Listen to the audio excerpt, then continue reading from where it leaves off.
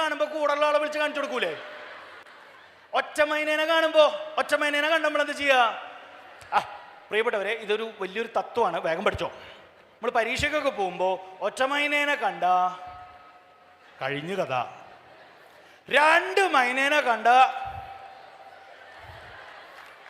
പഠിച്ചില്ലെങ്കിലും കിട്ടും ഇല്ലേ?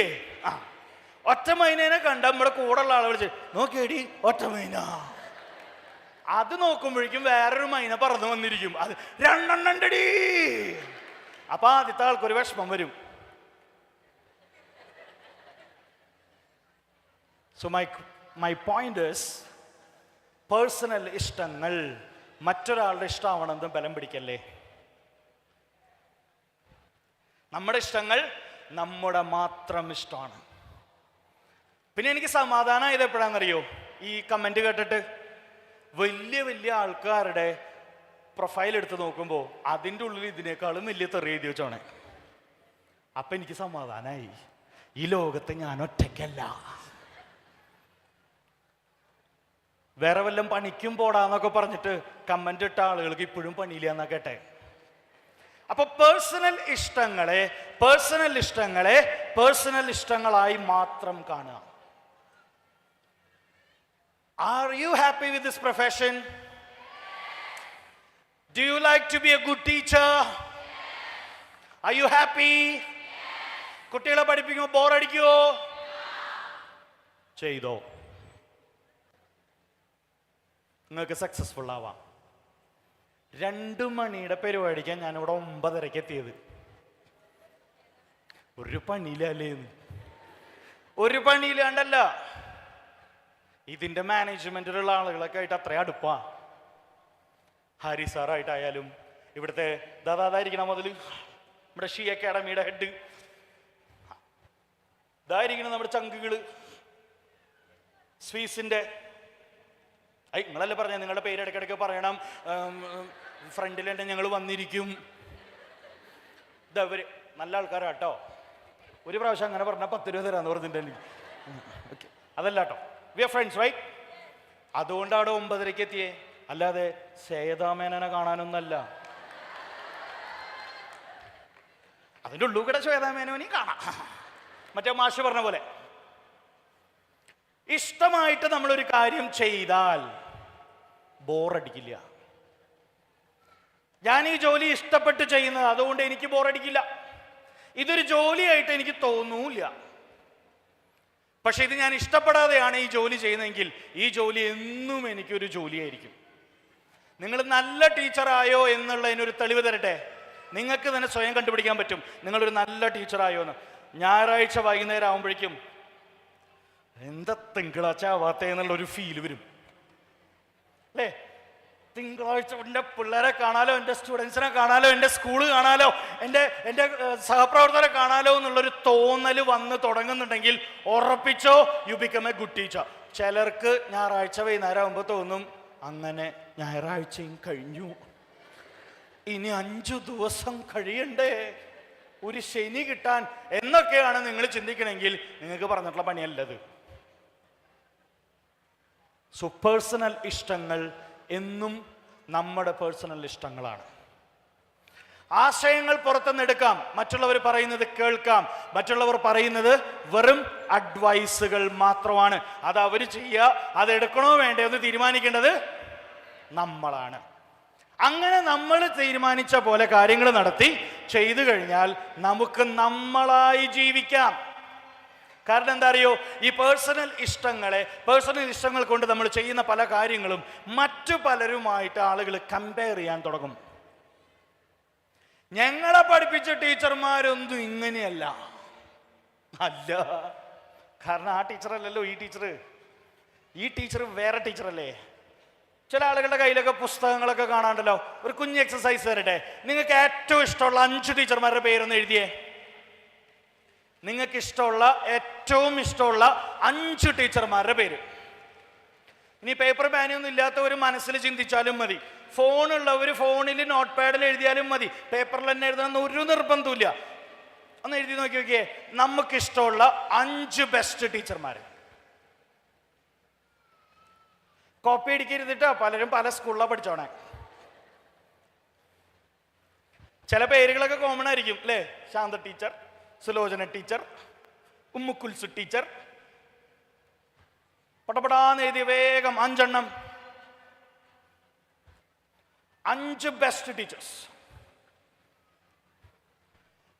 ഈ ഹാളിൽ എന്നല്ല, ഈ ലോകത്ത് തന്നെ സ്വന്തമായിട്ട് ടീച്ചർമാരില്ലാത്ത ആരും ഉണ്ടാവില്ല. ആരെങ്കിലൊക്കെ പഠിപ്പിച്ചിട്ടുണ്ടാവും. സ്കൂളിൽ പോകാത്ത ആളാണെങ്കിൽ പോലും എന്തെങ്കിലും ഒരു കഴിവ് വേറെ ആരെങ്കിലും പഠിപ്പിച്ചു കൊടുത്തിട്ടുണ്ടാവും. ഒരു ടീച്ചർ ഉറപ്പാണ്. എഴുതിയോ? 5 പറഞ്ഞ 50 അല്ല, 5 എഴുതിയോ? മനസ്സിൽ കിട്ടിയോ? യെസ്. കുഞ്ഞു ക്ലാസ്സിലെ ടീച്ചർമാരാണോ വലിയ ക്ലാസ്സിലെ ടീച്ചർമാരാണോ? അവരൊക്കെ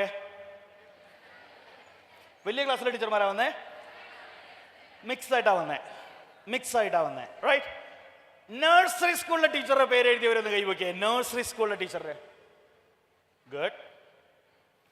നഴ്സറി ടീച്ചറുടെ ഓർമ്മയുള്ളവരൊന്ന് കൈവയ്ക്കേ. നഴ്സറി ടീച്ചർ ഓർമ്മയുണ്ടോ? എന്തായിരുന്നു ആ പെണ്ണിന്റെ പേര്? നഴ്സറി ടീച്ചർ ഓർമ്മയുണ്ടോ? നഴ്സറിയിലൊന്നും പഠിച്ചിട്ടില്ല, നേരെ 10ലായിരുന്നു. നഴ്സറി ടീച്ചറെ മറന്നവരൊന്ന് കൈവയ്ക്കേ. നഴ്സറി ടീച്ചറെ മറന്നു. ഇന്ന് ഇവിടുന്ന് പോകുമ്പോൾ തൃശ്ശൂർക്ക് വരിക.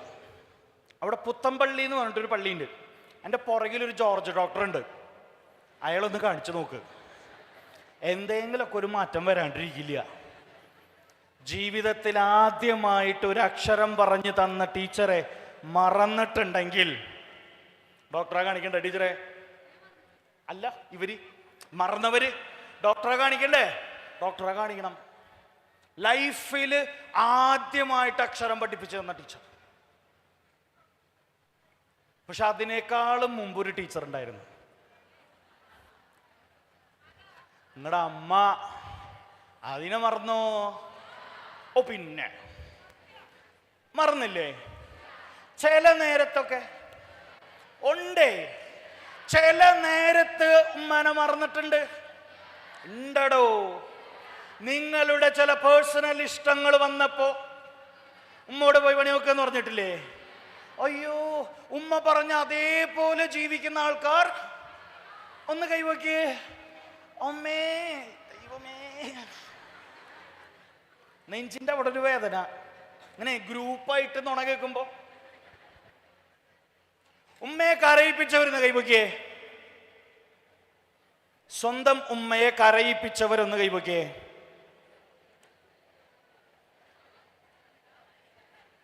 കരയിപ്പിച്ച കാരണം ഒന്ന് ആലോചിച്ച് നോക്കിയേ. ഈ പറയുന്ന പേഴ്സണൽ ഇഷ്ടങ്ങളായിരിക്കും കരയിപ്പിക്കാനുള്ള കാരണം. ഇന്ന് നമുക്ക് പഠിച്ചാലോ? ഫസ്റ്റത്തെ ചാപ്റ്റർ. ആരാണ് ഉമ്മ? ആരാ ഉമ്മ? ആരാ ഉമ്മ എന്ന് ഞാൻ വലിയൊരു ക്രൗഡിൽ, ഇതിനെക്കാളും വലിയൊരു ക്രൗഡിൽ ചോദിച്ചേ. കുറെ ചെക്കന്മാരായിരുന്നു. അവരോട് ഞാൻ ചോദിച്ചു, എടാ ആരാ ഉമ്മ എന്ന് ചോദിച്ചപ്പോ അതിലൊരുത്ത എണീറ്റ് എന്നിട്ട് പറഞ്ഞു, ഉപ്പയുടെ ഭാര്യയാണ് ഉമ്മ. അവനെ സംബന്ധിച്ചിടത്തോളം ഉപ്പയുടെ ഭാര്യയാണ് ഉമ്മ. നിങ്ങൾ ചിരിച്ചതിനേക്കാളും ഉറക്കെ അവിടെയുള്ള കുട്ടികളൊക്കെ ചിരിച്ചു. എടുത്ത വഴിക്ക് അവൻ തിരിഞ്ഞെന്ന് ഓഡിയൻസിനോട് ചോദിച്ചു, പിന്നെ നിന്റെ ഉമ്മയൊക്കെ ആരാടാന്ന് ചോദിച്ചു. അപ്പൊ ബാക്കിയുള്ളവരോട് ശരിയാണല്ലോ. ആരാ ഉമ്മ? ഈ പ്രപഞ്ചത്തിലേക്ക് നമ്മൾ വരാൻ കാരണമായ 2 വ്യക്തികളിൽ ഒരാൾ. നേരത്തെ ഇവിടെ ഇരുന്നിട്ട് പ്രദീപ് സാറും ബാക്കിയുള്ള എല്ലാവരും ഉമ്മയെ ഭയങ്കരമായിട്ട് പ്രശംസിക്കുന്ന കണ്ടു. സ്ത്രീയാണ് ഭയങ്കര സംഭവം. സ്ത്രീ എന്ന വാക്ക് പവർഫുള്ളാണ്. അത് കുറേ സ്ത്രീകളുള്ളതുകൊണ്ടായിരിക്കും. പുരുഷനെന്താ മോശ?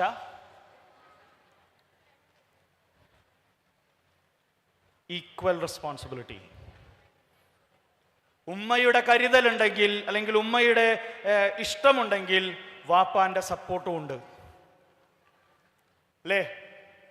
വാപ്പാന്റെ വയർപ്പ്, വാപ്പ കൊണ്ട വെയില്, അതാണ് നമ്മുടെ നിഴല്, അതാണ് നമ്മുടെ തണല്, അതാണ് വാപ്പ.